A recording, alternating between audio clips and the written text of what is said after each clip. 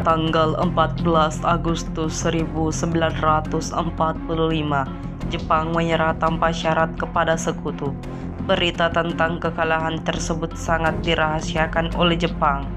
Bahkan semua stasiun radio disegel oleh Jepang.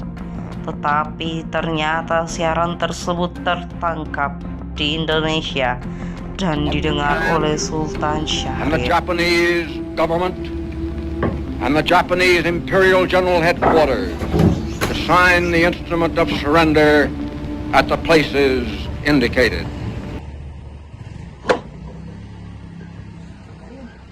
Hari setelah mendengar berita tentang kekalahan Jepang, Sultan Syahrir dan para pemuda mengadakan rapat di Jakarta. Kita di sini yaitu untuk menuju ke gerbang kemerdekaan Indonesia. Tapi Bung, Jepang masih menguasai Indonesia, tanah kita masih dikuasai oleh Jepang. Assalamualaikum. Waalaikumsalam. Sungguh kabar gembira yang tadi Anda sampaikan. Jadi apa itu kekosongan kekuasaan? Lalu apa yang harus kita lakukan untuk mengisi kekosongan kekuasaan ini? Jadi saya perjelaskan sekali lagi bahwa Jepang sudah tidak berkuasa di negeri ini. Saya mengerti, terima kasih. Bagaimana kalau kita memberitahukan kepada Bung Karno dan Bung Hatta untuk secepatnya memproklamasikan kemerdekaan Indonesia? Ya, saya setuju dengan itu. Maka ini adalah waktu yang tepat untuk kita memproklamasikan kemerdekaan Indonesia. Baik, kalau kalian semua setuju, mari kita pergi ke rumah Bung Karno. Oke, setuju. Rapat pun diakhiri. Keesokan harinya pada tanggal 15 Agustus tahun 1945, Khairul Saleh, Sultan Syahrir, Wikana dan Darwis tiba di kediaman Soekarno dengan maksud menyampaikan hasil keputusan rapat. Assalamualaikum. Waalaikumsalam. Komisi Bu, ada Bung Karno di dalam? Oh ada keperluan apa ya? Ada yang ingin kami bicarakan dengan beliau. Oh iya, silakan masuk. Kang Mas, ada yang mencarimu. Ya, siapa Bu? Para pemuda mencarimu, ada hal penting. Baiklah, saya akan temui mereka.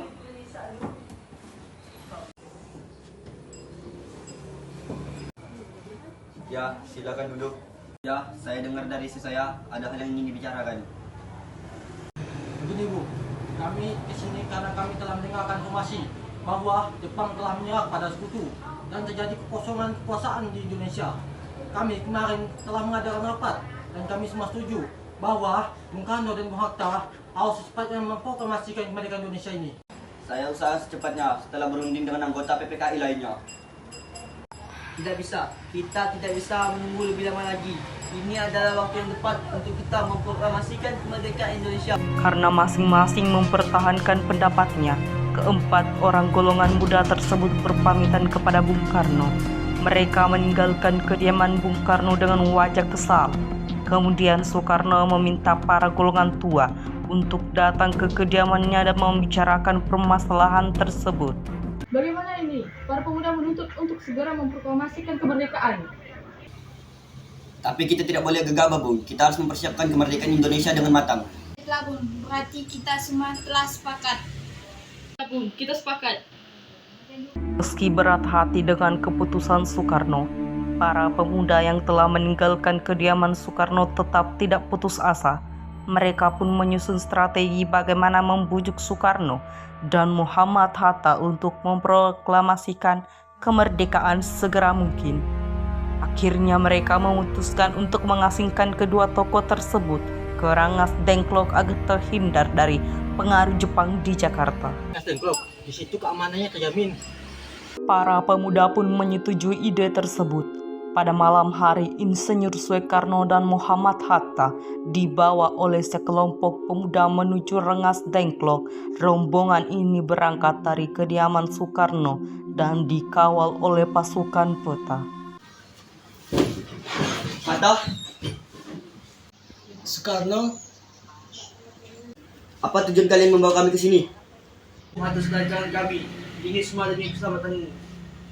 Kami ingin bicara tentang proklamasi ini, Bu. Soekarno sudah mengatakan Masalah ini akan dibahas di sidang PPKI. Pas PPKI, bukannya PPKI adalah bukan Jepang. Kami ingin memproklamasikan kemerdekaan Indonesia tanpa campur tangan Jepang. Itu benar. Namun kita terlalu dini untuk memproklamasikan kemerdekaan. Kita masih membutuhkan bantuan dari Jepang. Mana jika perkataan Jepang itu adalah janji manis belaka? Apa yang akan Anda lakukan? Selamanya kita menunggu janji Jepang itu. Rakyat kita sudah terbelenggu di negara mereka sendiri. Ini adalah waktu yang tepat. Masalah ini kita selesaikan dengan kepala dingin. Bung Saleh lepaskan Bung Karno. Bung Latif lepaskan Bung Hatta.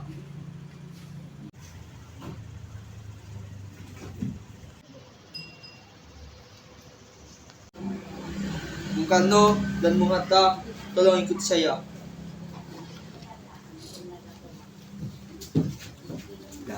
Saya yakin kita dapat memanfaatkan situasi ini. Kesempatan tidak datang dua kali, Bung.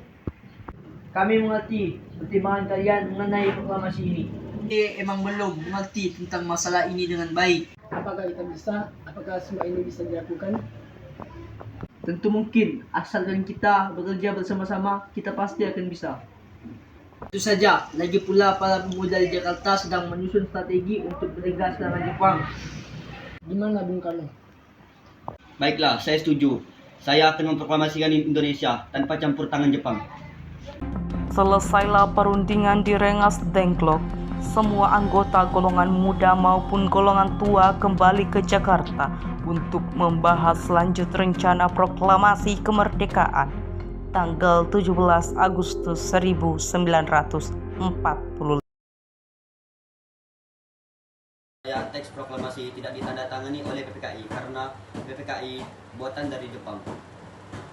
Sepakat bahwa proklamasi ini dilaksanakan tanpa campur tangan Jepang. Saya turut bahagia atas kabar itu. Silakan pergunakan apa yang kalian butuhkan di sini. Apakah ada pena dan kertas Laksamana? Akan saya berikan.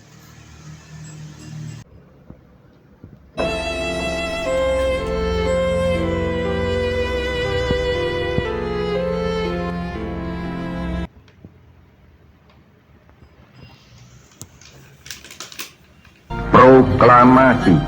Proklamasi ini Kami, bangsa Indonesia, dengan ini menyatakan kemerdekaan Indonesia. Hal-hal yang mengenai pemindahan kekuasaan dan lain-lain diselenggarakan dengan cara saksama dan dalam tempo yang sesingkat-singkatnya.